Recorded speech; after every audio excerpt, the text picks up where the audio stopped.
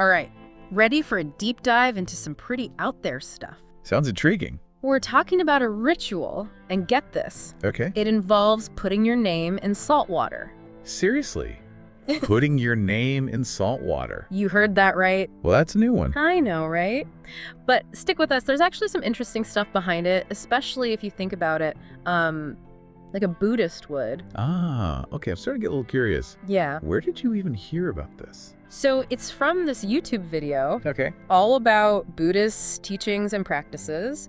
And the video claims this ritual can, help you attract positive changes. Interesting. Like all kinds of stuff. Great. Peace, money, better relationships, all that. Wow, that's a pretty big claim for just putting your name in some salt water. I know, right? I mean, how can something so simple, almost symbolic, have such a powerful impact? Yeah, that's what I'm wondering. Exactly.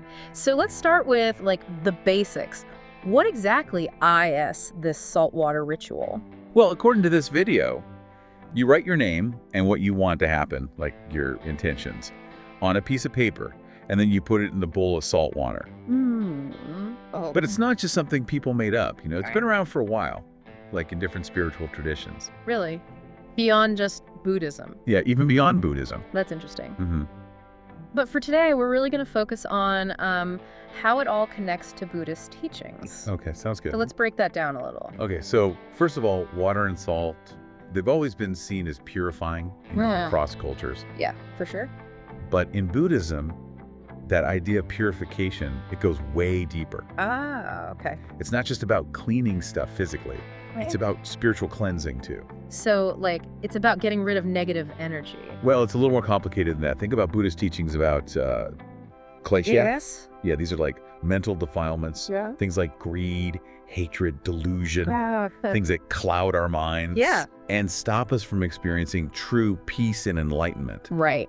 So this ritual with the water and the salt, it's a way to symbolically cleanse these mental obstacles. Okay, that makes sense. Yeah. So it's not about just feeling good. It's about changing these deeper, almost subconscious thought patterns. Exactly. Wow. And that leads us to another key thing, intention. Okay. Buddhism puts a lot of emphasis on how powerful intention is. Right. And how it can shape our reality. Really? So just by writing down our desire, we're sending this powerful message to the universe about what we want in our lives. It's more like aligning yourself with the energy of what you want. Oh, okay. It's about actively shaping your experience, not just waiting for things to happen. I can see if that connects to the idea of karma, how our actions, even our thoughts, have consequences. Definitely. Yeah. It shows how we're creating our own reality Right. through our choices and intentions. This almost sounds like the law of attraction, attracts and all that. Yeah, there are definitely similarities there, but Buddhism adds, another layer. Oh. It stresses mindful action. Okay. It's not just wishing for things. It's about understanding how your thoughts and actions create the world you experience, both inside and outside. That's really interesting. Yeah. So we've got purification, intention, anything else we should consider from the Buddhist perspective? Well, the video specifically mentions meditation and mindfulness, during the ritual. Oh, okay. So it's not just a mindless thing. Right. You don't just set it up and forget about it. Exactly. It's about bringing your full awareness to each step. Yeah. Focusing on the now and really connecting with the energy of what you want. So even if someone isn't a Buddhist, they can still approach this ritual with a sense of mindfulness and intention. Absolutely. Interesting. And that's what's so cool about this. It speaks to people from different backgrounds, different belief systems. Okay, I'm starting to see why people find this appealing. Yeah. But I have to admit, some of this still feels a bit, mystical. Yeah. Is there any, psychological explanation for this, or is it purely symbolic? That's a great question. Yeah. While it is full of symbolism, it also uses some powerful psychology, especially when it comes to the subconscious mind. So you're saying even if we don't buy into the mystical stuff, it can still affect us on a deeper level? Exactly.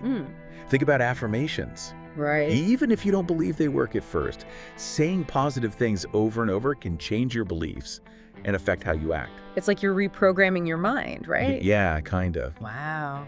And the saltwater ritual, it can work the same way, creating a strong mental impression Interesting. that reinforces the outcomes you desire. It's about aligning what you consciously intend with your deeper beliefs. This is fascinating. So how about we get into the actual ritual? What are the steps involved? Well, first, preparation is really important. Okay. The video stresses using a container made of glass or ceramic. They say plastic or metal can mess with the energy flow. Okay, that's pretty specific. Any reason why? It doesn't go into detail, but some believe that certain materials absorb or distort energies, Think of it like using the right ingredients for a recipe. Okay. You want the purest elements for the best results. Makes sense. What else do we need? Purified water and sea salt, representing purity and cleansing. So no tap water and regular salt. Ideally not. It's about being intentional and respectful to the process. I see. And remember, your mental state is also key. Oh. You'd want to be calm and focused. So no multitasking while scrolling through social media. Exactly. The video suggests you create a dedicated space for this ritual, even if it's just a small area, maybe decorated with things that are meaningful to you. All right, so we've got our container, water, salt, and our space. What's next? Now comes the execution, the really important part. Okay. You write your name and what you desire on a piece of paper. And while you're writing, hold the paper, meditate on your intentions, and really picture what you want. So it's not just like writing a wish list. No, it's about putting your energy and focus into those desires, connecting with them on a deeper level. Okay. Then gently place the paper in the salt water and don't touch it for at least 24 hours. What's happening during those 24 hours? They say the salt water works on an energetic level, cleansing and strengthening your intentions. Okay, then what? After the 24 hours, you respectfully get rid of the water and paper, Okay. usually by pouring it onto the ground outside. It seems like there's a lot of symbolism in every step. Definitely. Every element has a deeper meaning, Right. contributing to the overall intention. Okay, so let's say someone tries this. What should they expect to happen? Well, don't expect huge, immediate changes. The video warns about that. Okay. The effects can be subtle at first. Like what? Maybe feeling more peaceful, having vivid dreams, or even getting new insights. So it's not like winning the lottery or instantly finding your soulmate. Right. It's more about subtle shifts in your energy and awareness that can slowly lead to real changes. Okay, so what about those more noticeable changes? How might they show up? Well, you might see new opportunities, solutions to problems, Right. or changes in your relationships. Interesting. The video says these aren't just coincidences, they're a result of the energy you put out there. That's pretty wild. Yeah. But what if things actually get worse after doing the ritual? The video mentioned challenges coming up. Right, that's important. Yeah. The video says that as you're purifying, you might face challenges Okay. or have difficult emotions come up.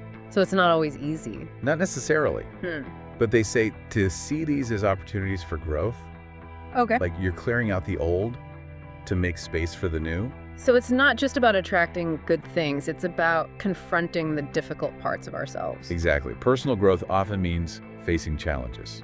I see how this fits with the Buddhist idea of non-attachment.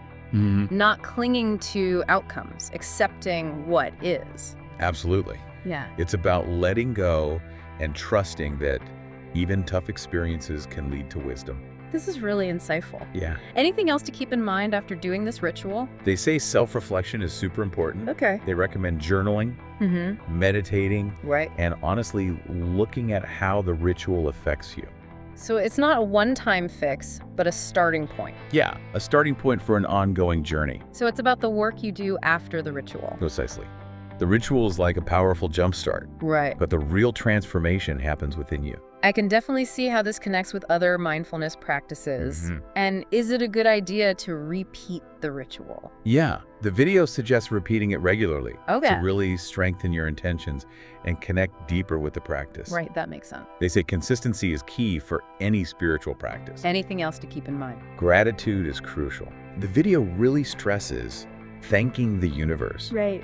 the energies you've called upon, even thanking yourself for doing this. It's about amplifying positive energy and attracting more good things. So it's not just about asking for what you want, but also being thankful for what you have. Exactly. Gratitude shifts your focus from lack to abundance, which is key for getting more of what you desire. Are there any tips for staying positive and grateful after the ritual? Of course. Things like keeping a gratitude journal, being around positive people, and watching what you consume can all help. So it's about creating a positive environment. Yeah, both inside and out. This has been a fascinating deep dive so far. It has. We've talked about the ritual itself, the Buddhist ideas behind it, and even some practical tips. Yeah, it's a good reminder that even simple rituals can have deep meaning Right. and give us a powerful framework for self-reflection and personal growth. Totally agree. But before we go on, let's take a minute to answer some common questions about this. Stay tuned, because there's more to come after a quick break. So we've really dug into this saltwater ritual, Yeah. all the Buddhist stuff, purification, intention, Right. even how it can affect your subconscious. It's been pretty wild so far. It has, but it's important to remember everyone's experience is going to be different. Yeah, for sure. What works for one person might not work for another. Exactly. That's where using your own judgment comes in. What do you mean by judgment? Well, it's about taking what we've learned and deciding if it fits with what you believe. So not just blindly accepting it all. Right. The video gives one perspective, but it's up to each person to figure out what works for them, what they want to use in their own lives. That makes sense. Take what you need and leave the rest. Exactly. And even if the ritual itself doesn't appeal to you, the basic ideas like mindfulness, setting intentions, and reflecting on yourself are really valuable for anyone wanting to grow. That's true. You don't have to be into any specific spiritual thing to benefit from those. Exactly. At their core, they're all about understanding yourself and how you fit into the world. Yeah, and that's something we can all work on. You know, one thing that really stood out to me was the focus on patience and not getting attached to the results. That's something you see in a lot of spiritual traditions. It is, and it's super relevant here. Okay. Because the video warns against getting fixated on specific outcomes or wanting things to happen instantly. So no manifesting $1 million overnight. Haha, probably not. Okay. It's about trusting the process and going with the flow, even when things don't go as planned. That's hard, especially with how fast-paced everything is today. I know, right? It goes against how we usually think. But the video says this surrender is actually key to letting the ritual do its thing. So it's like letting go of control and believing things will work out. Yeah, you could say that. It's a reminder that we don't have all the answers, and sometimes the best thing to do is just trust the journey. That's a powerful message. I think a lot of people, especially during tough times, can relate to that. Definitely. And the video offers some practical advice for building that trust. Like what? Well, it goes back to stuff we mentioned before, like writing down what you're grateful for, Right. meditating, and surrounding yourself with good vibes. Yeah.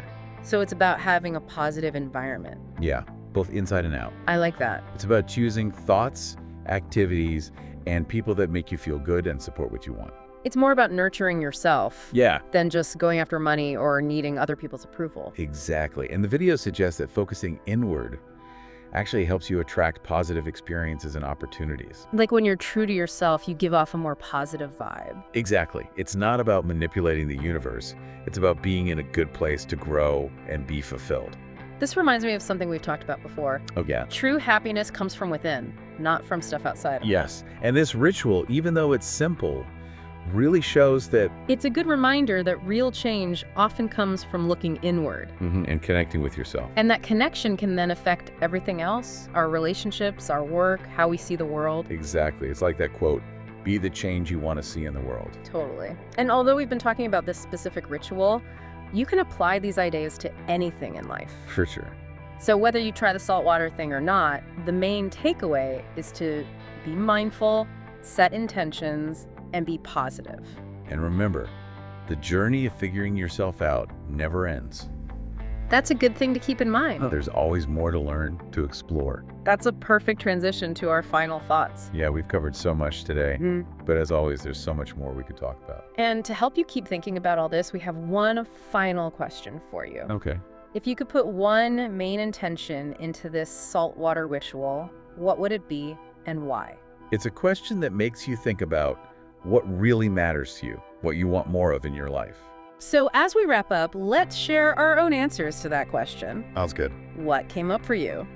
Welcome back. We've been talking about this saltwater ritual and how it connects to Buddhist teachings. Yeah, how it can be a tool for like personal growth, Right, and we've also talked about being responsible, figuring out what works for you. not just following something blindly. Exactly, and before the break, we asked you to think about this. What one main intention would you put into this ritual and why?